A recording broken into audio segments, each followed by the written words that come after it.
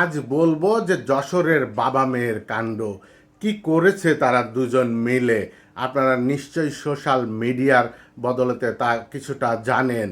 তো যশোরের যে বাবা মেয়ের কাণ্ড, তাদের বাড়ির পাশে মাদ্রাসায় কোরআন শরীফ পড়া হয় বলে, আর সেই কোরআন শরীফ পড়ার শব্দে তাদের অসুবিধা হয়, তার জন্য মাদ্রাসাতে গিয়ে তুল কালাম কাণ্ড করলো বাবা আর মেয়ে। রাজাকারদের গুণকীর্তন আর কত করব, এরা যে থামছেই না। এরা কিন্তু ক্ষমতার মসনদে নাই। চতুর্থ সারির দল থেকে বিরোধী দল এই গরমে সারা দেশে যা দেখাচ্ছে তার রীতিমতো সাধারণ মানুষ হতাশ হচ্ছে আর ক্ষোভে ফুঁসছে। আর ক্ষমতায় গেলে সারা দেশের চিত্র না জানি কি হয়। এবার কি একটু ধারণা পাচ্ছেন যে 1971 সালে এরা কি কি করেছিল?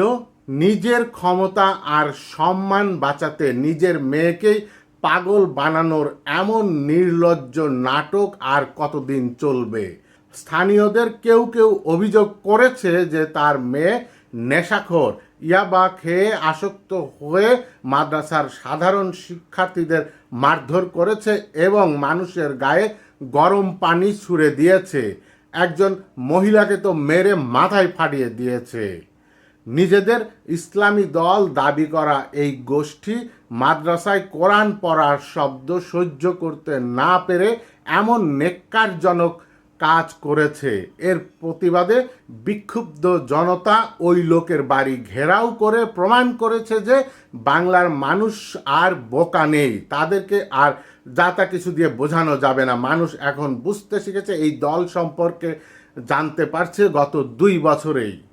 দায়িত্ব এড়াতে এই বেহায়া বাবা এখন নিজের মেয়েকে মানসিকভাবে অসুস্থ বলে দাবি করে পার পেতে চাইছে।